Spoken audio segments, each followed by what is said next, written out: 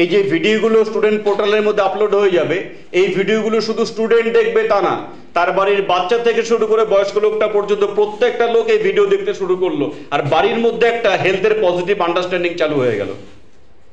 বাচ্চা বলবে মা মা মা মা না না না না আমাকে টিফিন বক্সের মধ্যে ম্যাগি দিও না, ম্যাগি খেলেই হয়তো একটু আগে ভিডিওতে দেখলাম তোমাদের ভিডিওতে। প্যানিক তৈরি হবে জাঙ্ক ফুডের প্রতি।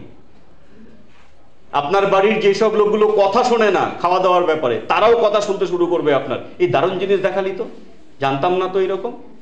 নিউট্রিশন কোর্স শুধু আপনাকে মজবুত করে না, আপনার ফ্যামিলির প্রত্যেকটা লোকের স্বাস্থ্যবিধির দিক থেকে মজবুত করতে থাকে।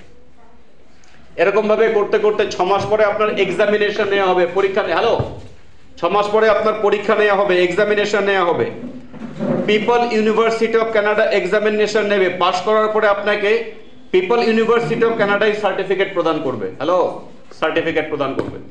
আমি বলতে পারলাম যে সার্টিফিকেটের ভ্যালু শুধু পশ্চিমবঙ্গ ইন্ডিয়া না, ইন্টারন্যাশনাল মার্কেটে যে সার্টিফিকেটের ভ্যালু আছে।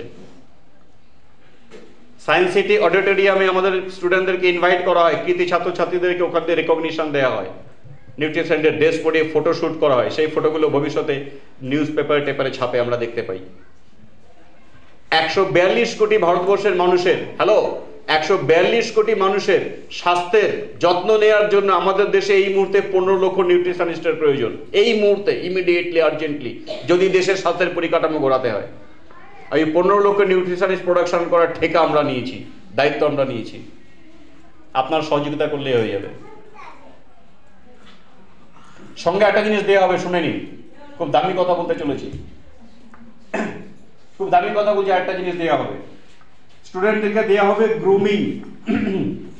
গ্রুমিং, এ বাবা, গ্রুমিংটা আবার কি?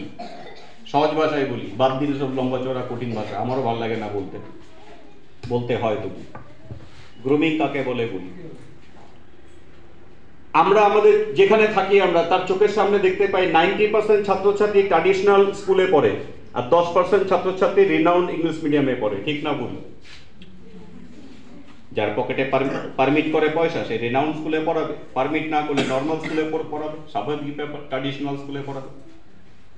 ইংলিশ মিডিয়াম স্কুলের একটা 5ম ক্লাস, 6ষ্ঠ ক্লাসে, 6 ক্লাসের বাচ্চাকে দাঁড় করান, আর তার পাশে একটা 12 ক্লাসের ফার্স্ট ইয়ারের ট্র্যাডিশনাল স্কুলের স্টুডেন্টকে দাঁড় করান। এবার দুজনের হাতে একটা করে মাউস স্পিকার দিয়ে দিন। বাচ্চাটাকে বলুন, বল, এত লোকের সামনে আধ ঘন্টা কথা বল, যা জানিস যা খুশি বল। ও কনফিডেন্টলি গড়গড় করে বলতে শুরু করে। ঠিক না ভুল? আর ফার্স্ট ইয়ারে পড়া বাচ্চাটা, 12 পড়া বাচ্চাটা মাউস স্পিকার দিলে ও বইয়ের পোকা,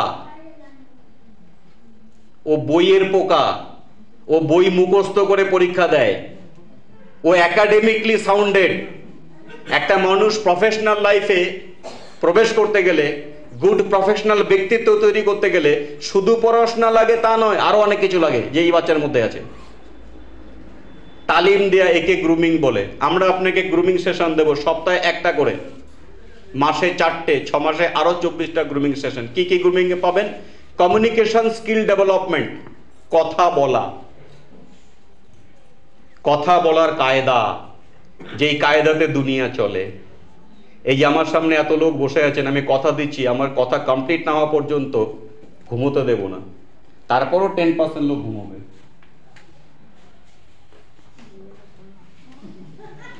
হ্যাঁ, 90% লোক যদি ঘুমিয়ে পড়ে, তাহলে দোষটা তার না, দোষটা আমার। এর কথা শুনেই ঘুম পায়। আর 90% লোক যদি জেগে থাকে, 10% লোক যদি ঘুমোয়, অ্যাকচুয়ালি 10% ঘুমানোর জন্যই এসছে, দোষ আমার না। তো কমিউনিকেশন স্কিল ডেভেলপমেন্টের উপরে গ্রুমিং, হ্যালো, পার্সোনালিটি ডেভেলপমেন্টের উপরে গ্রুমিং, প্রেজেন্টেশন স্কিল ডেভেলপমেন্টের উপরে গ্রুমিং, কনফিডেন্স বুস্টিং এর উপরে গ্রুমিং, টাইম ম্যানেজমেন্টের উপরে গ্রুমিং, কনফ্লিক্ট ম্যানেজমেন্টের উপরে গ্রুমিং। এরকম নানা রকম এরিয়াতে গ্রুমিং করে করে তাকে প্রফেশনালি সাউন্ডেড করা হবে, শুধু একাডেমিকলি সাউন্ডেড না। শুধু যদি পুঁথিগত বিদ্যায় শিক্ষিত হয়, আর সত্যি কথা বলতে কি, ছোটবেলা থেকে অনেক এমন পড়াশোনা আমরা করেছি যেগুলো জীবনে কাজে লাগেনি, আর কবে লাগবে জানি না। মুঘল সাম্রাজ্যের পতনের কারণ কাজে লেগেছে ভাই? জীবনে লাগার সম্ভাবনা আছে?